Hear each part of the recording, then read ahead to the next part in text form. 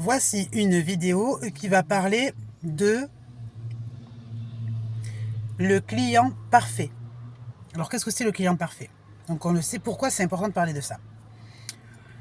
Parce que moi ça fait quelque temps que je commence à avoir une pathologie comportementale, c'est-à-dire que je suis à la recherche du client parfait. Et bien sûr, il n'existe pas, sauf si on regarde d'un point de vue commercial et marketing, que veut dire avoir un client parfait. Et bien sûr, ça n'a rien à voir avec le physique, ça n'a rien à voir avec... ça a à voir avec quoi? Ça tout dépend du produit. D'accord? Si par exemple, dans les bureaux marketing, on va dire, ils vont vendre aller du dentifrice. Je pense à ça parce que je viens de manger du pain. Donc, ils vont avoir du dentifrice à vendre. Qui blanchit les dents, qui détartre, la totale, d'accord? Voilà. Et eux, ils vont chercher la façon d'orienter la publicité. À travers le client parfait. C'est-à-dire le client parfait, c'est quoi? Eh bien, c'est celui qui ose se plaindre. Ce n'est pas celui qui a le budget, ce n'est pas celui qui a le profil, par exemple, ce n'est pas celui qui a encore toutes ses dents, c'est même pas lui, quoi. Ce n'est pas celui qui est maniaque, d'accord, qui déteste avoir la bouche sale, etc. C'est celui qui aime se plaindre. Pourquoi? Parce que dans la conception marketing, la plainte ne va jamais aller, eh bien, à eux, directement. D'accord? Par contre, ce qu'il faut comprendre, c'est que c'est sur celui qui se plaint, qui est à la base le client parfait, qui va permettre d'orienter le produit. Exemple, donc toujours sur la base du dentifrice, on va dire, donc on a dit qu'il est tartre, qui blanchit, qui purifie, qui gère la laine, enfin le total, quoi, la publicité. Et le client, en fait, imaginons, c'est celui qui aime se plaindre. C'est un plaintif. Qu'on le veuille ou non. C'est-à-dire qu'en fait, que ce soit bien ou pas bien, à la base, il vient se plaindre. Donc, il dirait, s'il avait ce produit dans les mains, c'est une horreur. D'accord? Lui, il prend jamais ce dentifrice parce qu'en fait, les autres sont meilleurs. Il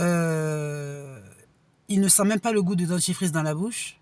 Il a l'impression que ça ressemble à du détergent de toilette.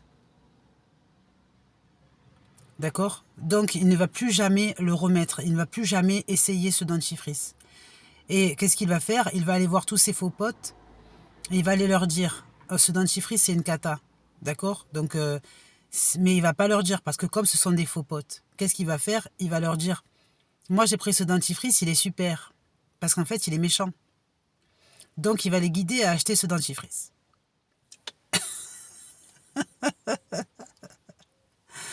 Donc, ça veut dire, est-ce que le plaintif a raison ou pas de critiquer autant le dentifrice? Réponse, bien sûr, non. Parce que ça a été étudié en laboratoire, ils savent très bien ce qu'ils ont fait, etc. Mais, le plaintif, à la base, comme il est une mauvaise fréquentation, d'accord, il va détourner ses relations qui, elles, vont aller découvrir le produit. Et qui, quand elles vont aller découvrir les produits, même si elles pensent la même chose parce que ce sont des plaintifs, qui vont pouvoir répandre le produit, ainsi de suite. Donc, qu'est-ce que ça veut dire?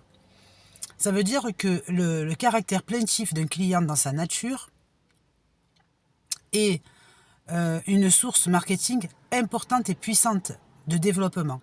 Donc, la publicité, donc ils ne vont même pas regarder les budgets. D'accord? Ils ne vont pas regarder les budgets. Donc, qu'est-ce qui va se passer? Au niveau de la publicité, ils vont le tourner comment? Pour que le plaintif soit attiré. D'accord? Donc là, ils vont dire, il faut que le plaintif soit attiré. D'accord? Donc de prendre ce produit. Donc il va regarder quoi, lui? Il va regarder les prix. Ou des fois, que le prix bas, il est trop bas et donc il n'est pas content. Il va dire c'est un produit nul. Le prix trop haut, il est trop haut, mais il ne va pas se la péter bourgeois. Le prix moyen, etc. Donc il faut faire un juste milieu. D'accord? Pas trop haut, pas trop bas. Et après, du coup, donc ça ne veut pas dire milieu. Ça veut dire que pas trop haut, pas trop bas. Normalement, il faut voir en quoi cette plainte va orienter la présentation. D'accord? Ça veut dire que la présentation, elle va être faite comment? Par exemple, le titre. D'accord? Et en fait, ça fait une variation comme ça, d'accord? Pas trop haut, pas trop bas. Non, non, non, non, non, non, non, non. En fait, ça veut dire qu'il n'y a jamais le oui. D'accord? Non, non, non, non, non, non, non, non.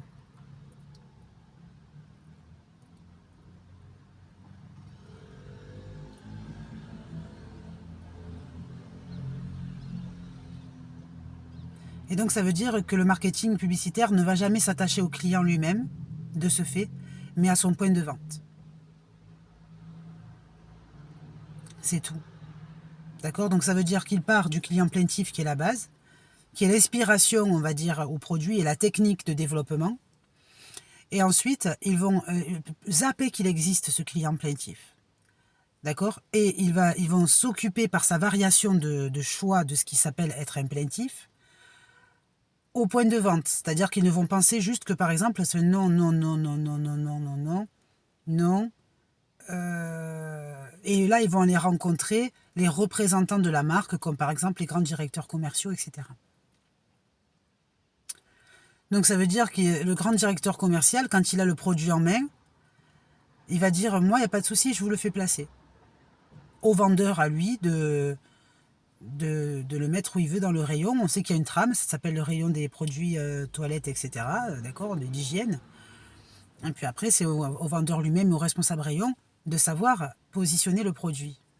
Après, le reste, c'est bazardé. Ça veut dire qu'à partir du moment où le client plaintif, il a créé la façon de faire le trajet de la vente du produit, d'accord, et bien en fait, eux, ils le rentrent dans l'inexistence.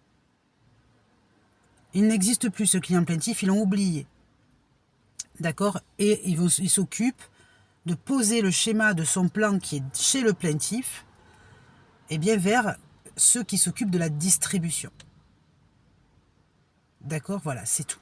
Donc, le client plaintif, qui est à la base la source de création de la façon du chemin du produit, qu'est-ce qui va se passer pour lui? Eh bien, il sera un outil, c'est-à-dire il sera un exploité. D'accord? Il sera un exploité, outil, jeté dans l'oubli, alors que eh bien, la conception vient de lui. Puisqu'à la base, il aurait dû le détruire. D'accord? Donc ça veut dire que il est jeté dans l'oubli, on va dire, c'est le fameux roi de la tour. Ça s'appelle le client roi de la tour. D'accord? Qu'est-ce que ça veut dire? Ça veut dire que c'est parce qu'il n'arrête pas de se plaindre, un client qui aime se plaindre, c'est un plaintif, c'est tout. D'accord? Mais qu'est-ce qui se passe pour lui? Il est utilisé, étudié, on prend son schéma de développement, d'accord? C'est-à-dire le lancement commercial, et ensuite on l'envoie vers les grands, c'est-à-dire que lui on ne s'en occupe même pas, il n'existe pas. D'un point de vue commercial, le plaintif n'existe qu'à son principe d'existence. D'accord? Donc quand par exemple, pour développer, quand par exemple on a des métiers qui tournent autour de la plainte, comme par exemple la psychologie, comme par exemple la police, comme par exemple les métiers sociaux, d'accord, etc., etc., on se rend compte de quoi? On se rend compte que ceux-là, eh bien, sont des égarés de la technique commerciale. Ça veut dire qu'ils sont les éléments qui s'appellent les murs de l'oubli. Les murs de l'oubli. D'accord? Du fait qu'ils ne sont pas à l'élaboration du produit, qui est produit, c'est-à-dire pas que dentifrice, on a parlé de dentifrice, on a parlé milliards de possibilités de produits de vente. Eh bien, tous ces agents qui s'occupent dans les métiers de ce qui s'appelle le plaintif sont ces murs, ce qu'on appelle en fait les pierres de la tour. D'accord? Pourquoi? Parce que tout simplement, puisque le plaintif est jeté dans l'oubli par le commerce une fois qu'il a utilisé, eh bien, il lui faut bien être séquestré. Séquestré, c'est-à-dire par tous les agents qui sont censés pourtant apporter de l'aide à ce plaintif.